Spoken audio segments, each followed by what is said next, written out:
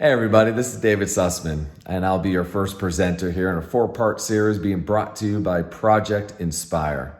Before we get started, I just want to say thank you to Rabbi Simcha Barnett and Rabbi Yosef Friedman and to everyone at Project Inspire for coming up with creative and innovative ways to bring Israel into your homes and connect you to your Jewish identity and, of course, our shared heritage, and for remembering us tour guides who have been suffering quite a lot here during this pandemic period. So thank you again for making this all possible.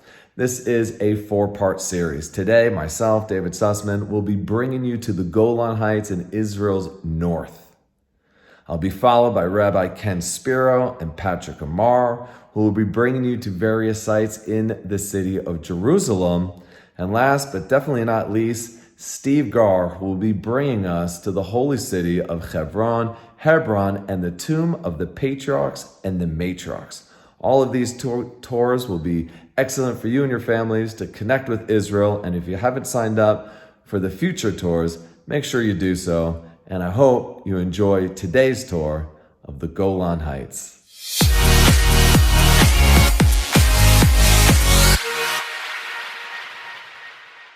Today, we are focusing on the beautiful Golan Heights.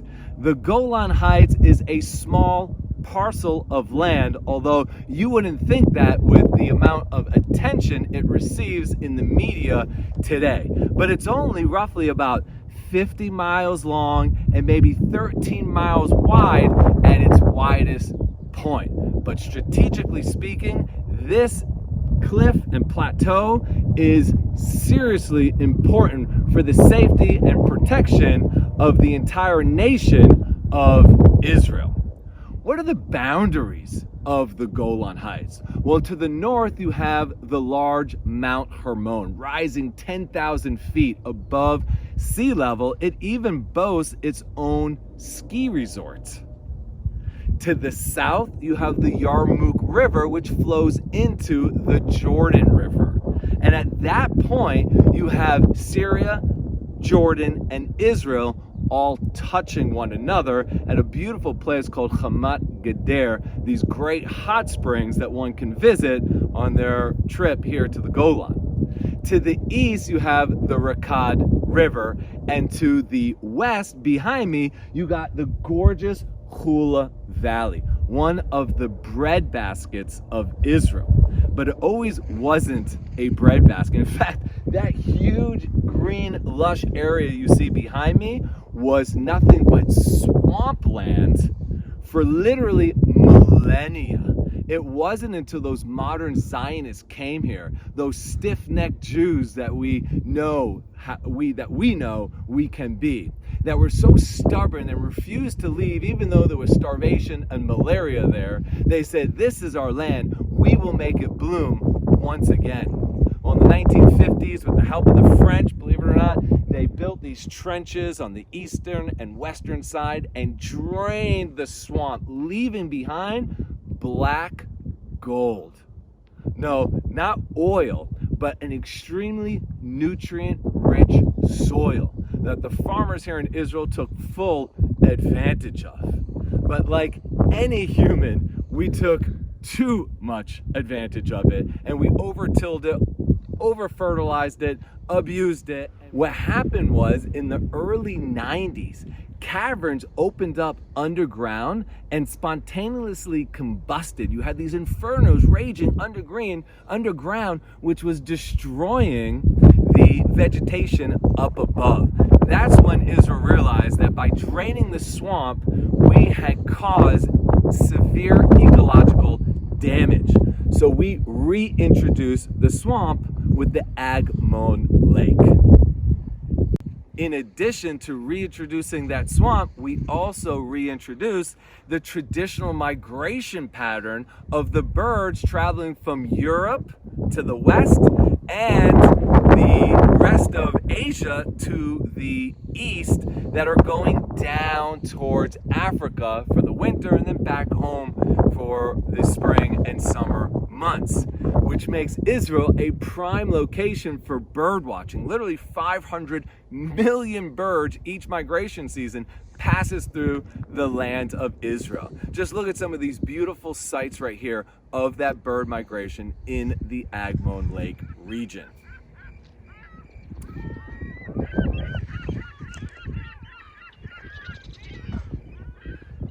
So, how did we get here?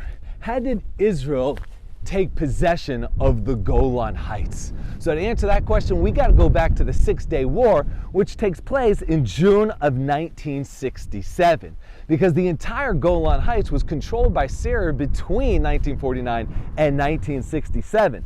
And they built hundreds of bunkers like the one I'm sitting on right now that speckled the entire Golan Heights, and especially along the cliffs that look down onto the Hula Valley.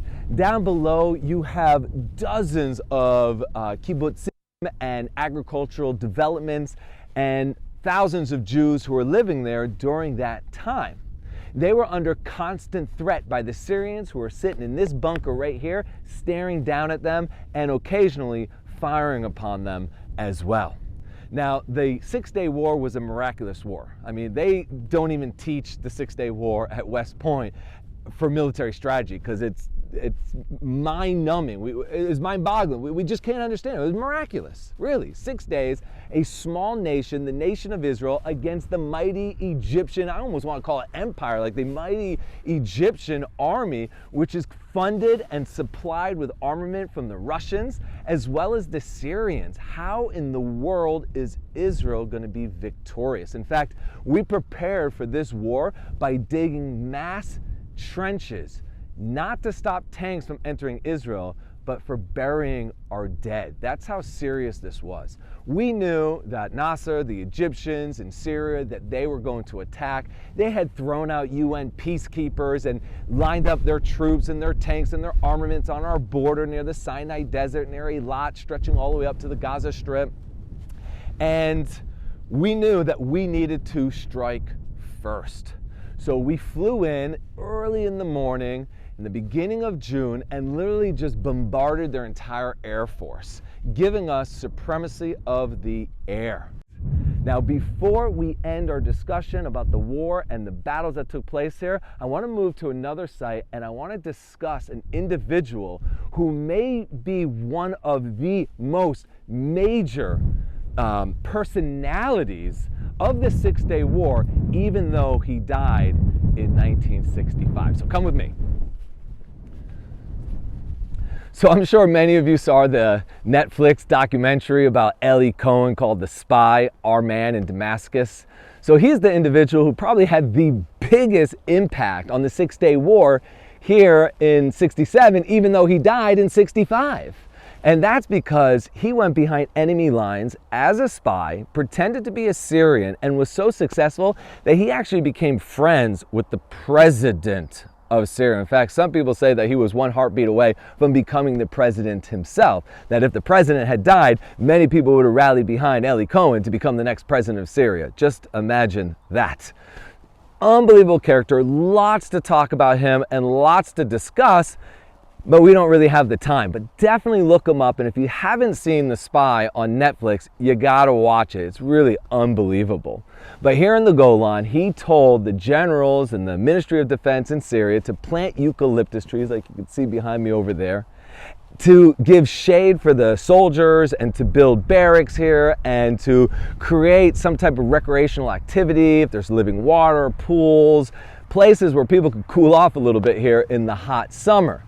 Well, this is also where later on the Syrians would actually put their stashes of weaponry, and when we came in 67, we knew exactly where to bomb because of these eucalyptus trees. And you can see bombed out bunkers all over the place, and you can still see a standing mosque right behind me where some of these Syrian soldiers would actually go and pray. And all of this amongst the beautiful Golan Heights that is so gorgeous right now, as we're still in the middle of winter, if you can believe that. There's a huge storm coming up here pretty soon, and but yet it's very green. The flowers are in bloom. There's snow on the Hermon. The birds are chirping. The butterflies are flapping their wings all over the place. And here we are sitting in the middle of a war scene from 55 years ago, 1967. Anywho, let's move on and tap into some of the historical Jewish aspects of the Golan Heights. So come with me. Let's talk about the heyday of the Golan Heights, which is about 1,500 years ago during the Talmudic period, when there was over 200,000 people living here in the Golan. Now, put that in contrast with today's population, which is around 36,000, half of which are the Druze people, a minority living here in Israel, whom we'll talk about a little bit later during the show. Well, this Talmudic period, here in the Golan, with 200,000 people living here, spread out over 40 different villages with a population of roughly 5,000 in each, their main source of income was olive oil. Olive trees grow great in this region. And there are many different stations to the pressing of olive oil. This is in fact the second station after they initially crushed the olives. They'd come here and put the sludge in these baskets, and with these weights press it down and extract even more oil. That oil was important because that was the oil of the day, right? Today, we need oil to run this world. Well, back then they needed olive oil. It's the way that people used to light their houses with candles on Shabbat, right? We still to this very day light our Shabbos candles usually with olive oil, or at least that's the best way. That's the optimum way to light your Shabbos candles, is using olive oil. And the Talmudic period is important in Judaism because that's when the oral Torah was codified. It's when we took all of that oral transmission from generation to generation to generation, all the way back to Har Sinai, to Mount Sinai, when we received the written Torah. The oral Torah described how to fulfill those mitzvot. Well, that all ended after the destruction of the Second Temple, when the Romans kicked us out of Jerusalem and forbid one another from teaching Torah. So this great Rabbi Yehuda Nasi, and the great Rebbeim of the time had this massive debate that lasted, many, many years in order to codify Jewish law known as Halacha. But Halacha doesn't really mean law. It comes from the word holech, which means to go. It's the way of the Jew. It's the lens in which we use to judge right from wrong in this world. Now, it has been expounded upon, where you have tens of thousands of books known as Sfarim, all about Jewish law, or the way of the Jew. And you have to understand that the rabbis that you're connected with, they're like PhD scientists in Jewish philosophy and the way of the Jew. They went and studied in a yeshiva for 10 years, for 15 years, and they didn't stop there. They continued to learn, and probably will all the way until they're 120. Well, Jewish law is so defined that it goes so far as to tell you what shoe to put on first. And I know what you're thinking right now. You're like, what shoe to put on first? Like, no wonder we're so neurotic, it guides our actions in life so precise. It tells us what shoe, I don't want that. Well, you know what? If you don't scratch the surface in Judaism, then all you will see is an ancient, archaic way of life.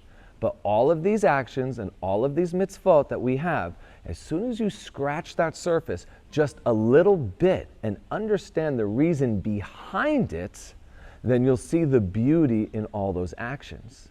Now, which shoe do we put on first in the morning? We put the right shoe on first, because we want to step forward in life with the right foot, right? And the right side in Judaism represents chesed. It represents kindness.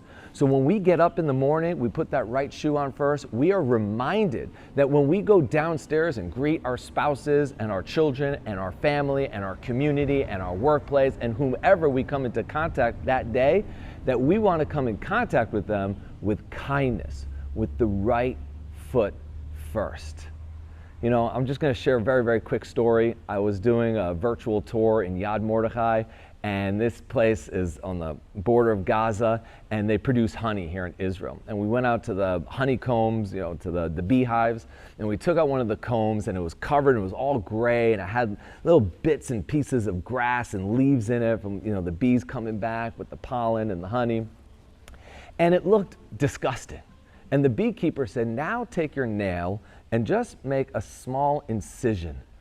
And I did that, and all of that golden, beautiful honey started to pour out. That's the same here in Judaism. You need to scratch the surface, ask the questions, find out the meaning behind the commandments and the mitzvot in order to attain that higher sense of living that you can't get through our ancient way, the way of the Jew. Let's now head to a national park here known as Gamla to see the ruins of a Second Temple period village that existed here all the way up until the Romans came and destroyed it in the year 66 CE. So let's go.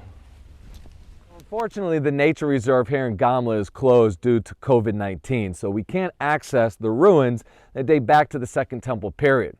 But I do have some great footage from my television show, Land of the Bible, where we did a great show here pre-COVID time. So let's enjoy some of that footage, and I'll meet you with my friend Yaakov Sullivan, who's a captain in the 188th Tank Brigade that was stationed here in the Golan Heights to talk a little bit about the logistics and what is happening here today, and of course the civil war that's been raging in Syria. The Golan Heights has been the scene of warfare for thousands of years. We can read in the Bible of the conquest of Joshua. We know that there was battles here during the First Temple period, as well as the Second Temple period. In fact, the ruins of a city you see behind me was one of the 3 fortified cities here in the Golan during the Great Revolt, where the Jews rebelled against the Romans. Well, the Romans sent their #1 general, a guy by the name of Vespasian, with 3 Roman legions to defeat that city. But the city was well fortified. And not only that, the only way to descend to the city was through a very narrow path. It's the same path that tourists can walk down today to visit those ruins. This gave the advantage to the Jews inside that city, and they were actually able to repel the Romans. Well, the Romans regrouped. They attacked the city again. They breached its walls, and they defeated the city, and all 9,000 people were eventually killed. Today, after excavations have taken place, tourists can visit the national park here in Gamla and see the ruins of that great battle. But not only that, archaeologists have discovered a 2,000-year-old synagogue, one of the oldest that has ever been discovered. So not only is a trip to Gamla an educational experience about the Great Revolt, but it's also a spiritual pilgrimage for many. Let's continue as we learn more about the modern battles that took place here on the Golan Heights.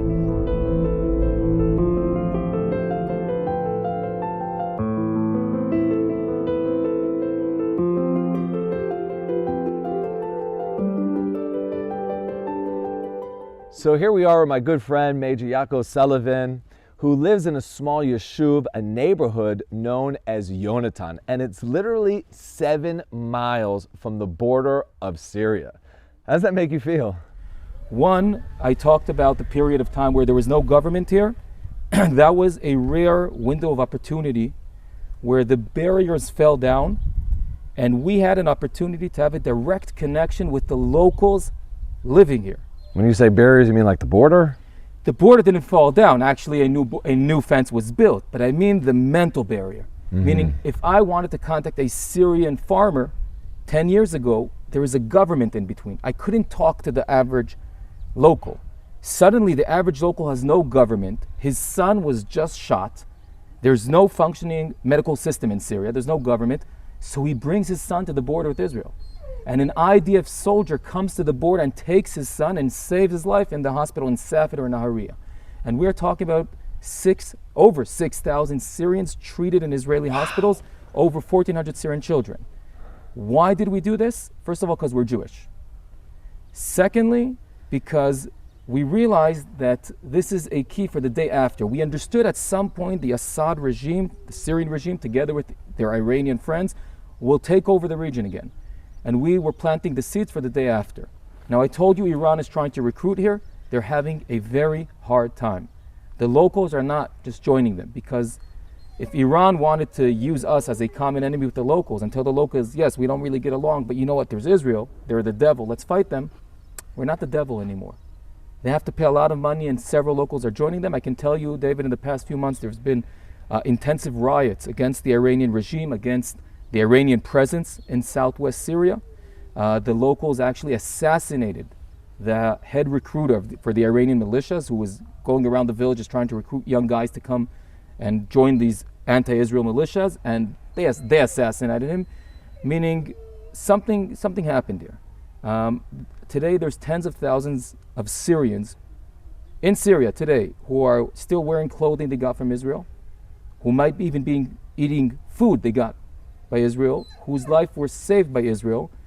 And this is a game changer. This is something that gives me hope for a better future. Wow, amazing. So hopefully this new administration in America will keep the sanctions on Iran, preventing more fighters from Hezbollah and militias funded again by Iran, and will continue the diplomatic work and building relationships across the border. I think this is all incredible.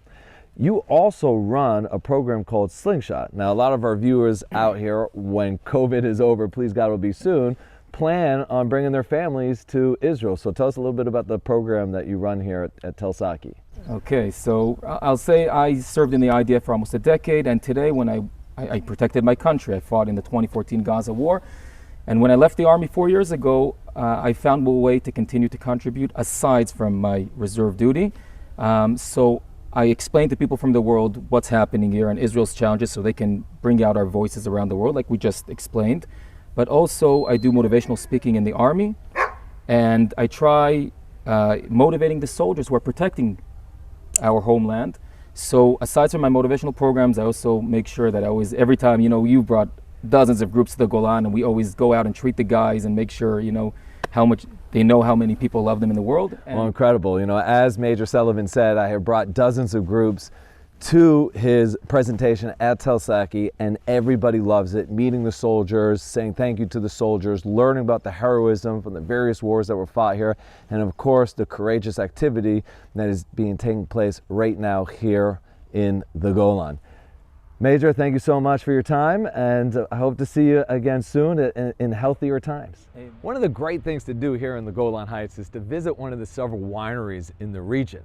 And wine from the Golan Heights is world renowned because the vineyards are grown in that volcanic rock that we talked about earlier, which gives the wine a real full-bodied flavor. Now, the biggest winery here in the Golan, and one of the most popular ones, is the Golan Heights Winery.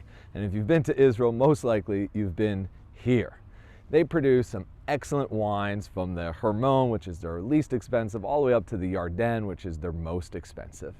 Now, an interesting aspect of wine in Judaism, well, first of all, we need to realize is that it is a fundamental aspect of Judaism, right? We say Kiddush on Shabbat, the holiest day of the year, which we celebrate every week, on a glass of wine. Havdalah when we take Shabbat out. On Passover, we have 4 cups of wine. If you're a male and you had a Brit Milah, the moil who does the circumcision puts a drop of wine in your mouth. In ancient times, Israel was known to produce some of the best wines in the world. We exported a lot of our wines.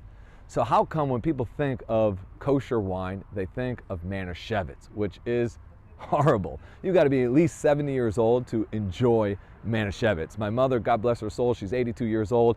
Every time that I visit her, she opens up the refrigerator and says, let's have a l'chaim, and she takes out some Manischewitz. And I'm like, Mom, we really have great kosher wine now. In fact, some of the wines here in Israel are winning awards around the world. I just want to share one incredible little story that I heard from, I believe his name was Yitzhak Phlom, who owns the Phlom Winery just outside of Jerusalem. He won an award in France, a wine competition, and during when he received the wine, they said, wow, it's amazing what you've been able to do with our grapes, particularly Chardonnay. And he says, you got it wrong. Chardonnay is not a French grape. It's an Israeli grape. Because when you take the word Chardonnay and you break it down to two Hebrew words, you get Sha'ar Adonai, which is God's name. Chardonnay, Chardonnay, right? This is the gateway to heaven. And that's why on Shabbat, after a full week of working, back in the day in the fields, but today at the office, wherever it is, and always looking behind your shoulder, who's looking at you, checking your pockets, is somebody trying to rip you out, in the world. And then all of a sudden comes Shabbat and you're supposed to enter this spiritual time. How do you bring it down or bring it up in order to tap into the sanctity of this time? Well, you do it on a kos yain, on a glass of wine, Chardonnay, the gateway to heaven. So we can't come here to the Golan without talking about the Druze people, a very interesting minority living here in Israel, roughly about 120,000, and they are an intricate piece of the fabric of Israeli society. In fact, we have members of Knesset who are from the Druze people, and a large percentage of the males actually serve in the military here. Now, they're an offshoot of Islam coming out in the 11th century, and as a result, they were persecuted by the Muslims around the Middle East. So they sought out safety by settling in the valleys of the large mountainous region here near Mount Hermon and further north in Lebanon, in Syria, and even in Jordan.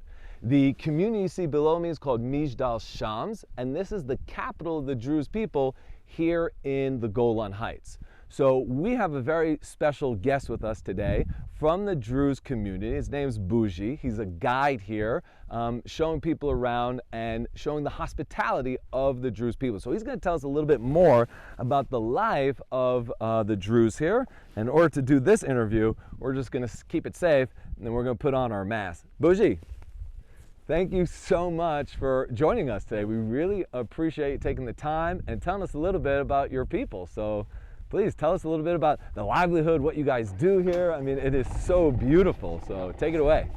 Hello. Well, first of all, thank you for having me. And I want to tell you a little bit about Migdal Shams in the beginning. Migdal Shams is it's about 11,000 people live here. And all of them are Druze except for about maybe 2-3 families are Christians. And it's a very nice place, as you can see. Beautiful. Like in spring, in summer, and in winter you have the ski, you have the tourism here. Yeah, there's not so much snow. I thought there would be a lot more snow. Yeah, well, it's coming in 2 days. 2 days, big storm. There's a big storm coming. Hopefully it won't be too much, actually.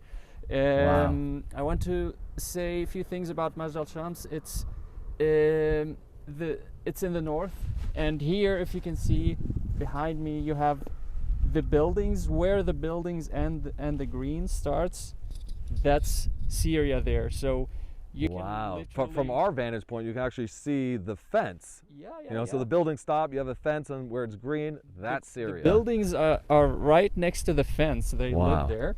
And we can actually see Syrian buildings as well on the other side. Sure. Syrian cars and all what you can see. And it's a very touristic place. We are famous with food. A lot of people come here for food, good hospitality, and very nice people, and come to ski.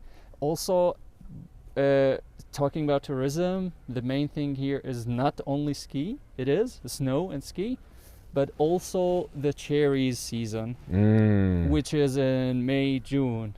It's full with tourism. Everyone comes here to eat right from the tree, as you know, this is the new organic. And something more about the Druze. The Druze they have always lived in on the mountains or higher places. Farming is in every Druze village. You see farmers. And they are hardworking. As to holidays, we have one holiday the whole year, which is nothing. Then we don't have another holidays like Shabbat for the Jewish and stuff. So they always work. So they are hardworking people. So are you looking forward to the snow coming in a couple days, and maybe Israeli tourists? Obviously international tourists can't come here today, but Israeli tourists? Yeah, hopefully without the corona it was a lot better. Sure. Hopefully it will continue to be good. and hopefully there will be some skiing this year with the situation experience. Well, you know, my kids, who are 6.5, have never really had a memorable experience in the snow. So maybe after this storm, you know, we could come visit and maybe stay by you. Of course, you're more than welcome. Bougie, you've been great. We really appreciate your time. Thanks for joining us. And let's continue as we explore more of the Golan Heights. Thank you very much. One can't talk about the wars that took place here in the Golan Heights without visiting what is now known as the Valley of Tears, where an incredible battle took place during the Yom Kippur War of 1973. And it's called the Yom Kippur War because on October 6, 1973, Syria surprise attacked the nation of Israel. That's right, on our holiest day, the Syrians bombarded the northern region of Israel, and here in the Golan Heights, which was liberated, as we discussed earlier, in 1967. Now, all of the trees you see planted here were planted in memory of the soldiers who fell in battle in this incredible site. The reason why it's called the Valley of Tears is from all of the loss of life that took place here during the Yom Kippur War. Now, just imagine, first of all, it's Yom Kippur. It was a surprise attack. The only soldiers here defending Israel from the Syrians were 2 tank brigades. You had the 77th and the 188th. The 77th, which was located here in the northern part of the Golan Heights, was led by Colonel Avigdor Kahalani.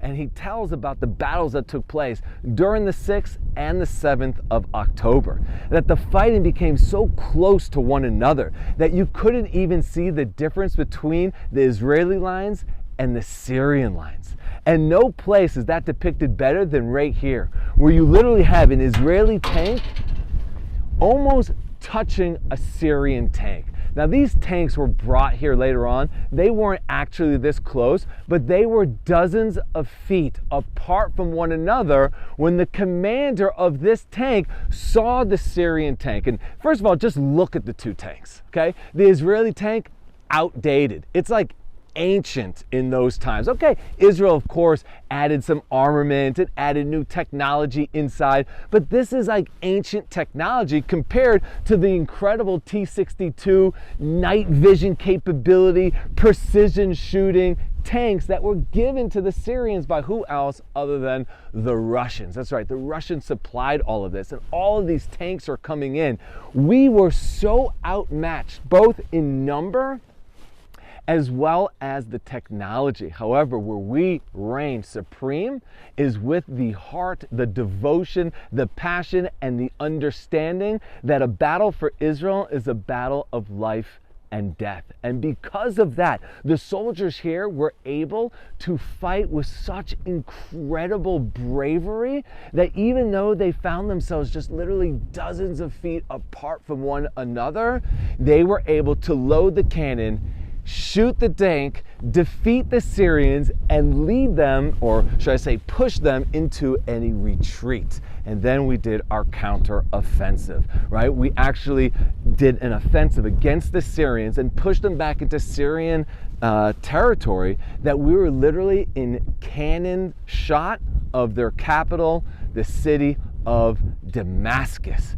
Unbelievable bravery that has now given us this beautiful valley, which is known as the Valley of Tears, but now maybe it should be known as the Valley of Blessings, because as you look around, you can see how green, how lush, how beautiful it is, with vineyards and pastures and groves and orchards, and such incredible amount of life that is just blooming everywhere you look. And we have to thank the incredible soldiers who fought here during the Yom Kippur War. Nimrod's fortress is one of the largest fortresses that has been discovered from the medieval period, not just here in Israel, but all over the Middle East. Called Nimrod's fortress, dating back all the way to Nimrod from the book of Genesis, who was described as a mighty hunter. And The fortress here, which was built by the Mamluks in order to protect the major trade route, which consisted of the Hula Valley that we saw a little bit earlier, just a little bit to the west. And this trade route connected Beirut and Lebanon through the Hula Valley and then across the Golan Heights all the way to Damascus, making this an important junction. And the Mamluks who built this saw the importance and the strategic advantage of building this fortress up high so that you can see far and wide and protect your interests. Come, let's walk through the fortress and see some of the beautiful sights here.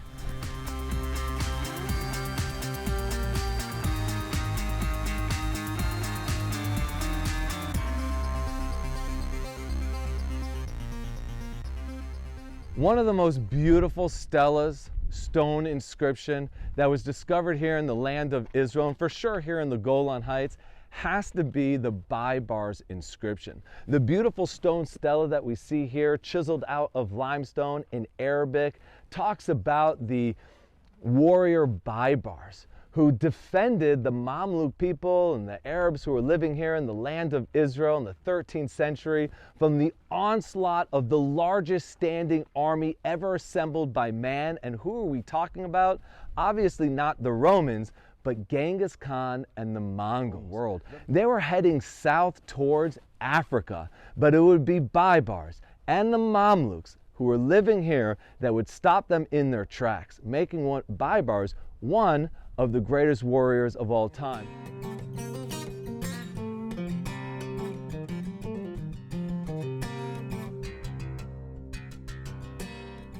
Just like any good fortress, Nimrod's fortress also has a secret exit. The secret exit is also equipped with special windows that are broad on the inside but narrow facing outside. And this was for archers to shoot their bow and arrows out the window at any advancement a army is making on them. So let's walk through the secret passage, check out some of those windows as we head out of this area.